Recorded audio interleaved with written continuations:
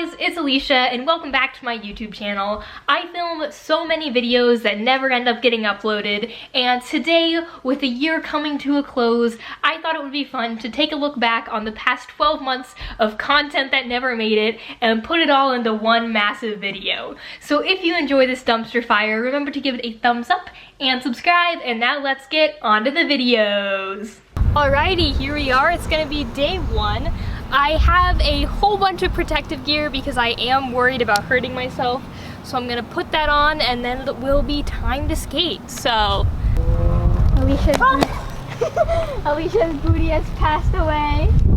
Pretty soon you can go zooming.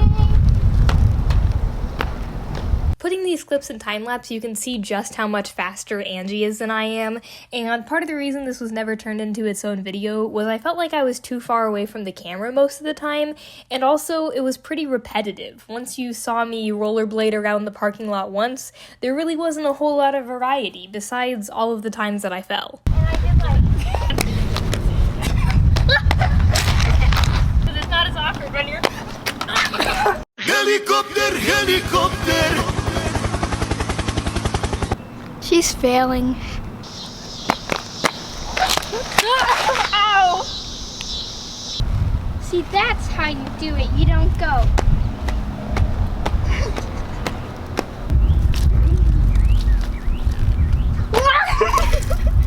That felt nice! I bought a new Macbook for college and I did a whole unboxing video only to find out that the Macbook was a piece of garbage and it kept crashing every time I tried to import video files, so I spent 3 hours on the phone with Apple support and ended up mailing it back. So that unboxing video did not happen. Hello and welcome to my apartment floor at 1 o'clock in the morning. This morning we're going to be building this chair. Now, here are all the pieces I'm provided. There really aren't a whole lot of them, so I assume this has to be a pretty simple build because there's just not a lot of ways I think I can mess this up. I will probably find the ways I can mess it up, but I'm pretty confident I'll be able to pull this small project off. This took less than half an hour to put together. The downside was that it was shipped from overseas and smelt very strongly of a factory, so after I got it built, I ended up putting it out on our patio for a couple weeks to sort of air it out, and then once I got it built, I decided it would be funny to mimic the diagram man at the end of the instructions. Sort of like when I built the chair, once again, we are just pictures. We do not have any words. I like things written out. This is not gonna be good. I got to work and I thought it was going well until about halfway through when I realized I made a mistake and had to take it all apart. I just set all of that up on board number 2. That's supposed to be on board number 1. More of these videos would be salvageable if I had someone to film for me, but it's really difficult to get good shots and make sure the content is decent when you're fighting for your life with the instruction manual.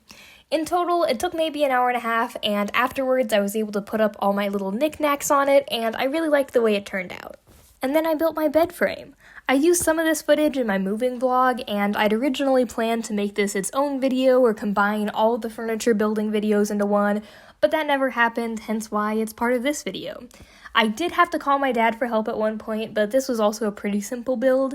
Building my desk, on the other hand, was a nightmare, but I didn't film that because I'd enlisted the help of my brother, so I got to watch him struggle instead of trying to figure it out myself. In October, I went to the Birds Aren't Real Truth Tour. The Birds Aren't Real movement is a satirical conspiracy theorist organization. You've probably seen them on Instagram at some point, and they did a show in Lawrence, and I thought, you know, I might as well go. I borrowed my brother's girlfriend's shirt, and it was a good time. It was really interesting seeing the demographics of bird truthers at the show, because in my mind, the movement has always been a very Gen Z type thing, but a lot of audience members were over 30 and pretty much everyone was over the age of 21. They had to specifically mark my hands so I wouldn't get served alcohol, and I was really surprised how suspicious the person at the door was of my vaccine card and my driver's license. There wasn't an age requirement for the show and I wasn't trying to get served alcohol, but she kept looking at my ID and looking at my vaccine card and then like staring into my soul, and I felt so judged and uncomfortable uncomfortable, even though this is my ID and I wasn't, like, everything was legit, but she seemed so suspicious of me and I don't know why. Overall though, I really enjoyed myself. The show was hilarious. I just didn't really feel like I had enough content to make it its own video. Back in October, I took the KU Marriage Pact questionnaire.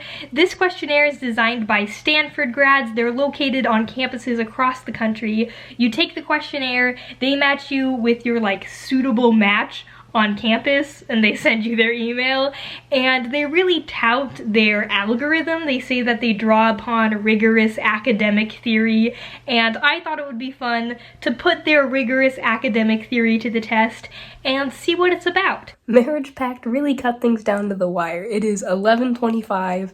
I just got my match, so I'm gonna send them an email.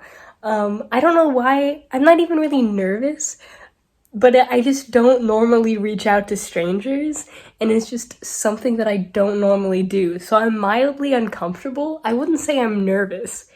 It just seems a little weird. Little update, it is about 12:16 a.m. I'm working on some homework, and I got a notification that they added me on Snapchat, which is cool.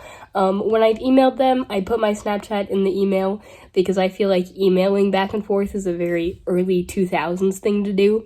So that means they did read my email, and they added me. There's really no developments outside of that. So he added me on Snapchat. We talked for like a couple days, but it just felt a little weird. And like, he seems like a decent person. He's a neuroscience major, minoring in Japanese. I feel like this is already too much information, but we talked on Snapchat for a couple days. We still have a Snapchat streak and we follow each other on Instagram, but it just, I don't know. Nothing came of it. We had a couple conversations and we've kind of gone our separate ways, and now I've transferred. So that was the end of my Marriage Pact journey. I was going to try and make a super cool and artsy montage of my first semester of college, but we have 1 minute and 14 seconds of content, and even this was a bit of a stretch.